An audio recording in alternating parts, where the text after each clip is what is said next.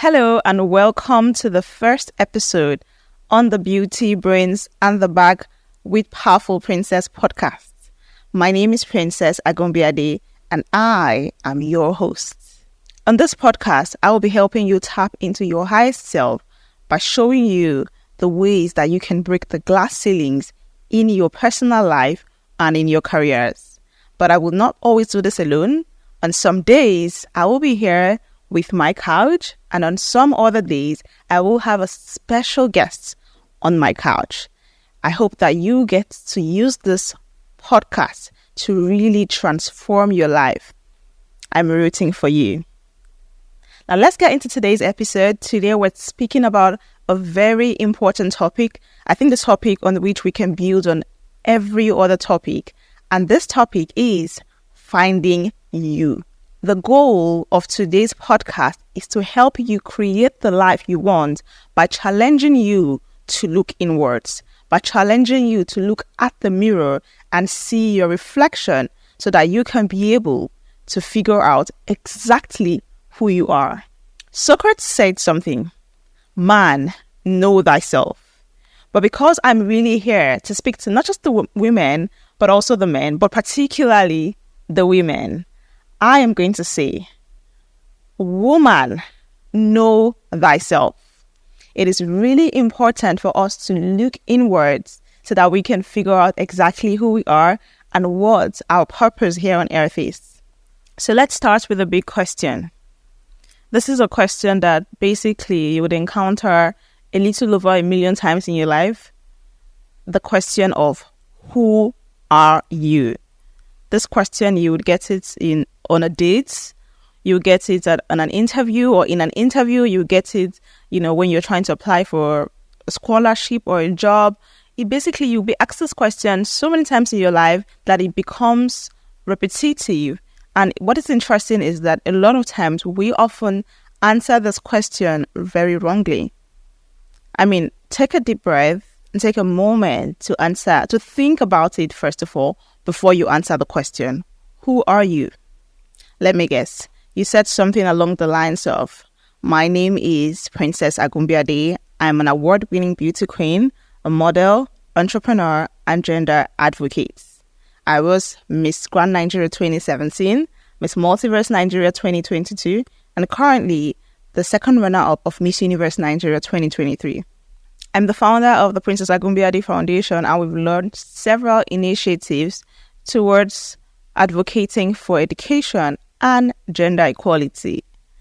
I have worked in various industries, and I was able to earn an income of 6 figures in USD by the age of 25. I have also mentored over 1,000 young people, helping them reach a high level of personal and financial success. Right? But this exactly isn't really who I am. This is just titles. This is my name. My name is not who I am. My name is a label that was given to me by my parents, right? And, I can change my name tomorrow, but I will still remain this person. So you see why my name cannot define who I am. And then my accomplishments, some accomplishments are time-bound. After a period of time, you no longer own that title. So these things cannot really define who we are. So we need to figure out what exactly makes you you. So this brings us to what makes you you, and this is the self-concept. The self-concept basically defines who you are. It's how you define yourself. How people see you can decide on how they will define you, but your self-concept is really what makes you you. So that's exactly what answers the question of who am I? And, we have positive self-concept and we have negative self-concept. Depends on how you view yourself. You could view yourself in a positive light and you could also view yourself in a negative light. And then we have different parts of self-concepts. We have the ideal self, which is basically the self that you aspire to, the way you want the visions for yourself, how you want to be perceived, right? And then we have the real self, which is your current self-image, which is how you currently see or view yourself. And then we have the self-esteem, which is basically how you value yourself, the value that you place on your current self. Now, it's quite interesting because there's something called like incongruent self-concepts, right? And this basically is a point where your ideal self is it's completely not in power or not in line with your current self. That's your real self, your self-image. So there's obviously a disconnect. And then people begin to feel at this point a lack of, it's not coordinating, it's not working together. And that's where people's self-esteem begins to reduce, because they feel like who they want to be and who they are right now are two different people, and there's just no way to really just walk them together. However, there's the congruent self-concept where it is clear that your ideal self, that's who you are aspiring to be, and your real self, where you are currently, it's working. It looks like it's workable. It looks like they are both in linear paths, so they can marry. So that kind of boosts your self-esteem. You begin to see yourself in a progressive light. You can see yourself moving towards, a direction. You can see yourself moving towards your desired direction. And that's exactly where I'm trying to take you to by the end of this podcast. I want you to move from the incongruent self-concept to the congruent self-concept.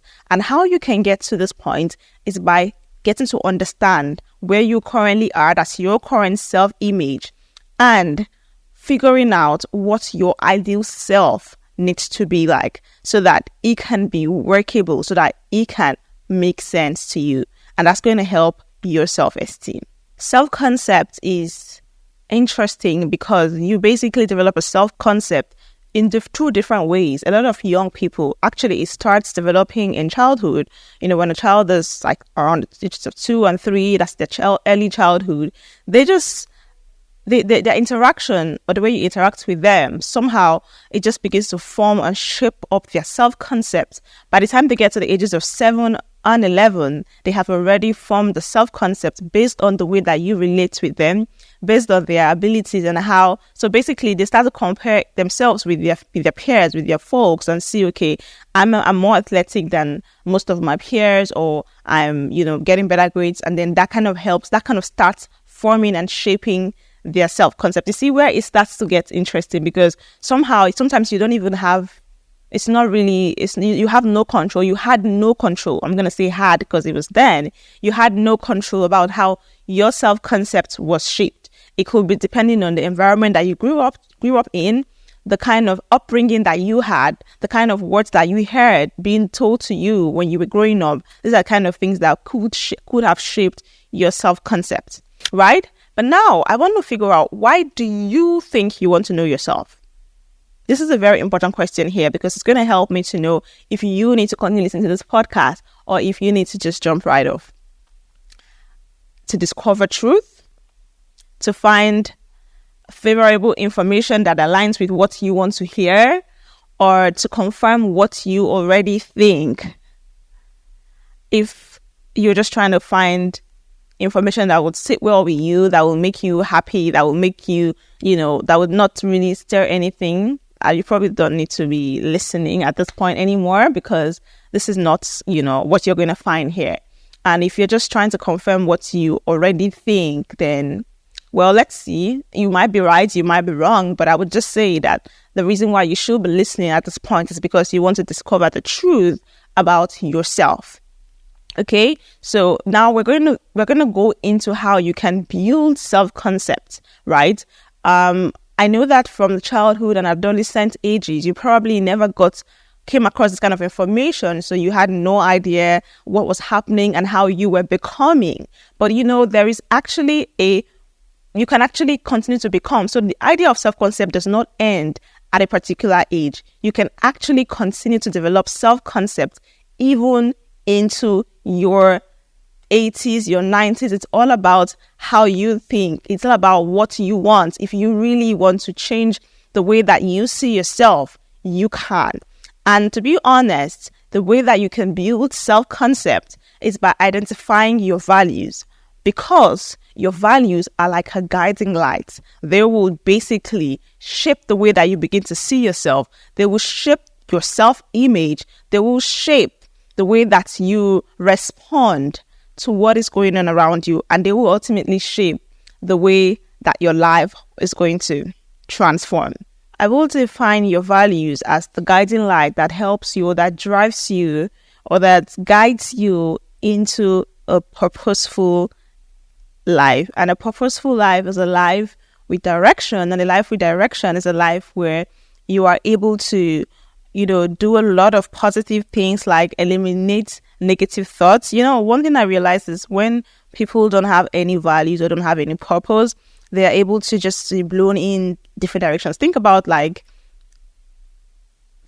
someone who is, okay, let's give like a little example, right? We have person A, we have person B, and person A is, this young man who is trying to get to, I live in Lagos, so let me just use a place in Lagos, who is trying to get to, say, Victoria Island, and he's going from, say, Aja, right? So he has a direction. And then there is person B, and this young man is just going. He just gets into gets on the road. Who will get to a destination faster? Obviously, person A, because he has a destination. And you see, who will easily be distracted on the road? Who will easily have to, fall into difficult, unnecessary situations? Person B, because they don't even know where they're going. So you see, when you have your values, this kind of helps you to navigate your life, it can help you to separate the unnecessary situations. You can focus on what is necessary, what is important. And, having values somehow also just helps you eliminate anxiety, depression, and, things like that. So basically, it is important for you to find out what your values are, because this will help you to navigate life in a much more pleasant way. I mean, I'm not saying that you would not experience negative situations. Of course you will. That's how life is. But at least you understand the things that you need to do. You are able. See, what's important is I realize that when you don't have values, you are available for everyone and everything. Whatever you get invited to, you're going to be in attendance, because you don't even know who you are, what you stand for, what you don't stand for. So you are easily able to be swayed. But, someone who has values, and their values is XYZ, and you call them for ABC, because it does not resonate with their values, will they be there? No, they will not be there. So when you have values, it also helps you to cut off unnecessary movements that you do not have to be. So it's going to help you to go from being a yes man to being able to have real and good boundaries in your life, right? Now, how do you discover values? How do you discover what your values are? Well, one way that you could discover your values is by using your peak experiences. Your peak experiences, I would define them as the experiences where you were most high on life. I remember one of my peak experiences was when I was mentoring a lot of young people, and each time that I had to work with them, I just felt a certain level of high. I must tell you guys, during that period, I didn't even know what sleep was. I know it's unhealthy not to sleep, but I just couldn't. I was okay not sleeping. I was okay working every single hour, every single minute, every single second, because I was working in alignment with my purpose. I love to teach. I love to see people. I love to create a positive impact in people's lives. And that was just me working in alignment. So you see, I was the most high at that point. I was the most high on life, okay? At that point in my life, I was working according. That's a way that I could define, or that's one value I can definitely define for myself. Because that moment when I was doing that activity, it was a peak moment for me. Okay, another way, right, that you can identify your values is through using emotions. So what situations arouse certain emotions in you?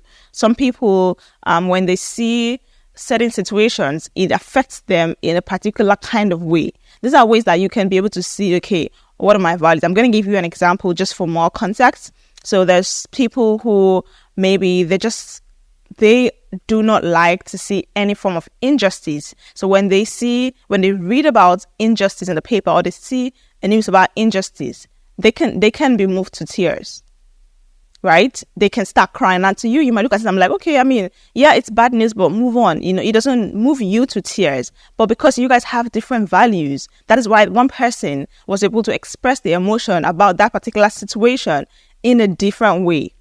So observe yourself and figure out what situations bring out the emotions in you. This would help you to also identify what your values are. Another way that you can identify your values is by doing a self-audit. So basically paying attention to yourself. What do you get mad at? What do you complain about the most? And what do you wish you had? Like, what can you not stop thinking about? So some people, all they think about is how to just be wealthy, and maybe that's their values are tied to creating wealth. Some people, to them, it's okay if they become wealthy, it's okay if they don't, but that's how you can tell, where your values lie. Or, there's different ways, but basically do a self-audit by paying attention to the things that cause you to feel so strongly, right? But basically, it's important for you to discover your values, because when you discover your values, it is basically a way of knowing yourself, and knowing yourself helps you respond more effectively to life, therefore helping you to show up as your best self. Okay, so now we are moving on to a very interesting part, which is self-discovery. I know you're probably wondering by this time, okay, yes, I figured out how to identify my values. Now I know why I need to discover myself, but now how can I really go about discovering myself? How can I really go about getting to now figure out who am I, so that I can know how to answer the question, who I am? Okay, so basically, who you are is your story. Yes, and your story is a sum total of your values, your passion, your skills. That's the things that you can really do. And basically, that's what creates a story for you. So that is who you are, right? So now, how do you really get to craft your story? How do you get to know what all those things are? Now you know how to identify your values, but how do you, get the other parts, to also fall into place?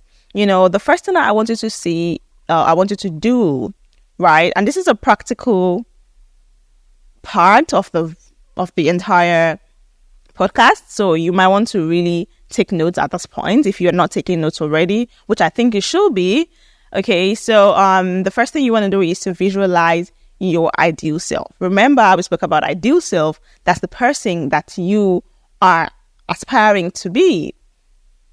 Visualize who this person is.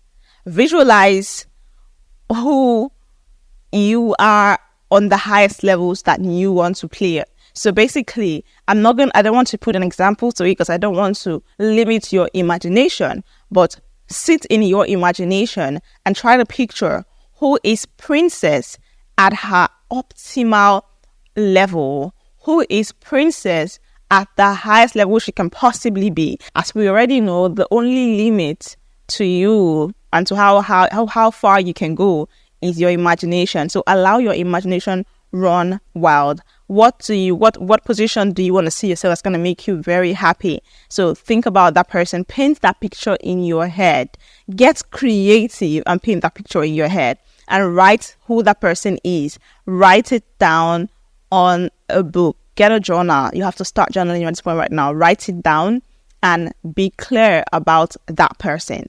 Now, the next thing you want to do is you want to explore your passions. The things that we already spoke about passions earlier, but the things that make you excited to do, the things that when you do them, you just find yourself floating, you find yourself feeling, your best, right? So explore those things, do those things more. If your passion is teaching, teach more. If your passion is cooking, cook more. If your passion is organizing events, organize more events. If your passion is traveling, travel more, but explore every single one of your passions, because you are going to find something vital. The more you explore your passions, the more you figure out which are you really passionate about and which one you had just a temporary rush out of. Okay, so now you also want to try new things. The things that you never knew if they're your passion or not, but you've just been curious about them and you have never bothered to try them. This is the time to try them. Remember, this is a new year. 2024 is a new year, and we're trying to get you ready to be your best self before the end of this year. So you must take all of these things really seriously. Okay, so you want to try new things. Write out the things that you have been curious about and actively find ways to get involved in them this year. Evaluate your skills. Yes, you need to take stock of your life. What skills do you currently have? What skills are you currently working with? What skills do you have that are not yet, you can't yet qualify as your skills because you're not very good at them yet? Evaluate them. You can give them numbers. You can say writing skill, a copywriting skill, I'll give it a 4/10. You can say photography skill, I'll give it a 2/10. You can say advertising, I will give it whatever skill you have. You need to actually evaluate them, figure out the ones that you are way better at, keep doing those ones, and the ones that you want to improve on, now it's time for you to figure out how to work to improve on them. Also, you want to reaffirm your values. Remember, we spoke about what your values are. Now you know your values. You want to reaffirm those values by writing them down. I tell you, the pen is so powerful. When you put a pen to paper, it is so powerful because as you're writing, you are reading. It's basically writing. As you're writing it, you're reading it. So basically, you are capturing the same information twice. So put pen to paper and rewrite your values down. Now, ask yourself questions. Ask yourself important questions like, what do I like? What do I not like? What do I find interesting? What do I not find interesting? Where am I right now in my life? Where am I trying to get to in my life? You want to get, into a relationship with yourself where you can ask questions. Just like you cannot be dating someone and then you're just there.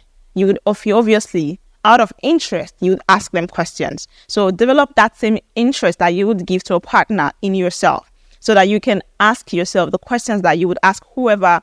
You know how when we're in love, we just start asking questions, asking, what's your favorite color? What's your favorite food? What's your favorite movie? What's your favorite holiday destination? What do you bring to the table? All those questions that you ask your partner, ask yourself those questions. Yes, so ask yourself, what do I bring to the table? The table of life, the table of my life. Because you can't just be existing, right? So you want to know that, you want to really see that you are not just existing, you are actually living purposefully. So you want to really ask yourself these questions.